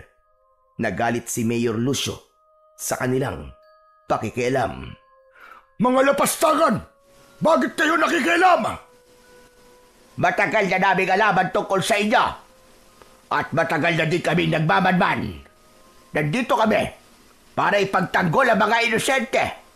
Hindi namin naayaan na muli kayong maghari sa lugar na ito, Lucio. Sumigaw si Mayor Lucio. Galit na galit, pero hindi natinag ang matanda. Wala sino mang masamang nilalang ang makakalabas dito ng buhay. Itinaas nito ang kanyang medalyon. Mula roon ay kitang-kita kong sumiklab ang isang liwanag. Isang mainit na bughaw na sinag na mabilis na kumalat sa paligid. Ang mga aswang na natamaan ng sinag na yon ay napasigaw. Nakita ko ang mga balat nila ay pumutok at nagdikit-dikit. Napaso sila sa taglay na liwanag ng medalyon. Kasunod nito, sumugod ang mga tao. Ang mga aswang, wala silang laban sa mga matutulis na kawayan. Mas iniinda nila yon kaysa sa aking baril. Natulala ako. Parang napako ang mga paa ko sa lupa habang pinanunood ang nagaganap na labanan. Hindi ako makapaniwala na magkakaroon pa ng himala. Marco! Marco, tulungan mo ako! Napatingin ako kay Lyra. Bitbit siya ni Mayor Lucio na naglalakad na palayo. Agad akong tumayo at susundan sila, pero biglang may humawak sa aking balikat. Paglingon ko, ang matandang may medalyon. May inaabot siya sa akin na pilak na punyal. Ito gamitin mo. Ito ang tanging sandata na makapapatay sa lider ng mga aswang. Agad kong kinuha ang punyal. Wala nang oras para magpasalamat. Agad kong sinundan si Mayor Lucio at ang asawa ko. Bitiwan mo ang asawa ko! Huwag ka ng mga Aspa Ramirez! Hindi mo ako kaya! Mabilis akong tumakbo at nakalapit sa kanya. Agad ko siyang nasaksak sa balikat. Ininda niya yon at nabitiwan niya si Lyra. Agad kong hinila ang asawa ko palayo sa pinuno ng mga aswang. Okay ka lang ba, Lyra? Tumango siya at niyakap ako. Duguan ang balikat ni Lucio, pero nanatili itong nakatayo. Humarap ito sa amin. Nanlaki ang mga mata ko nang makita ko na naghilom ang sugat niya. Napaatras ako dahil sa gulat. Hindi mo ako basta-basta mapapatay, Ramirez! Ang mga mata niya biglang nagbago. Naging kulay pula at ang kanyang balat ay naging kulay abo. Humaba ang mga kuko niya. Naging matulis at nagpakita na din ang kanyang mga pangil. Marco! Tumakbo na tayo! Hindi, mahal ko. Kailangan ko tong tapusin. Inihanda ko ang aking sarili. Hinawakan ko ng maigpit ang punyal na ibinigay sa akin ng matanda kanina. Sumugod si Lucio. Mabilis, parang kidlat. Iwinasiwas niya ang matatalim niyang mga kuko. Pero naiwasan ko yon. Agad ko siyang sinaksak sa tagiliran, pero humarang ang kanyang braso. Tumama ang punyal. Bigla siyang napasigaw. Nagsimulang umusok ang sugat niya, pero mabilis din itong naghilom. Lalo akong nagalit nang makita yon. Naisip ko na hindi sapat na saksakin siya kahit saan. Kailangan kong tamaan ang pinakakritikal na bahagi ng kanyang katawan para mamatay na siya. Sinugod ko siya muli gamit ang buo kong lakas. Sinaksak ko siya sa kanyang dibdib, sa tapat mismo ng kanyang puso. Kumislap ang matinding liwanag at kasabay nun ay ang malakas na sigaw ni Lucio. Ang katawan niya ay nanginig. Unti-unting nagbago, pabalik sa kanyang anyong tao, hanggang sa tuluyan siyang naging abo. Tapos na ba, Marco? Oo, mahal ko. Tapos na. Pero hindi ko alam kung tuluyan na ba tayong ligtas. Bumalik kaming dalawa sa lugar ng labanan. At doon ay nakita naming nagapina ng mga taga-tribo ang halos lahat ng mga aswang. Amoy dugo at asupre ang lugar, pero ramdam ko ang ginhawa sa paligid. Unti-unti nang bumaba ang tensyon. Ang ibang mga katribo nila ay nagsiga ng mga kahoy. Sinimulan na nilang sunugin ang mga bangkay na hindi naging abo. Nilapitan namin ang leader nila at nagpasalamat sa pagkakaligtas sa amin.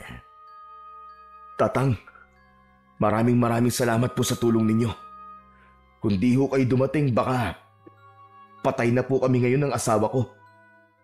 Ngumiti at tumangulang ang matanda. Marco, wala na. Tapos na talaga. Ligtas na tayo. Oo, mahal ko. Sa wakas, tapos na. Tumingala ako sa langit at nagpasalamat sa Panginoong Diyos. Hinawakan ko ang kamay ni Lyra. Magkahawak kamay kaming naglakad pabalik sa aming baraks upang kunin ang sasakyan. Pagdating namin sa barracks ay agad kaming sumakay at habang binabaybay namin ang daan pauwi, napatingin ako sa salamin. Sa likod ng sasakyan, nakita ko ang manipis na usok na galing sa lugar ng labanan. Tanda ng katapusan ng isang madilim na kabanata sa lugar na yon. Ilang araw matapos naming maisumiti ang report, napansin naming tila naging tahimik ang mga opisyal. Wala kaming natanggap na anumang tugon, walang follow-up, walang nagtanong. Kalaunan, nalaman namin na itinago na nila ang buong dokumento. Para bang ibinasura na nila ang kasong yon. Hindi na ako nagreklamo. Naiintindihan ko sila. Marahil ay ayaw nilang kumalat ang takot. Alam kong may mga bagay talaga na mas mabuting manatiling lihim na lamang upang manatili ang kapayapaan. At kung anuman ang tunay nilang dahilan, wala na akong pakialam. Ang mahalaga ay napagtagumpayan namin yon at ligtas kami ng aking asawa. Nabuhay kami ni Lira. Hanggang dito na lamang po. Salamat po sa pakikinig sa aking kwento.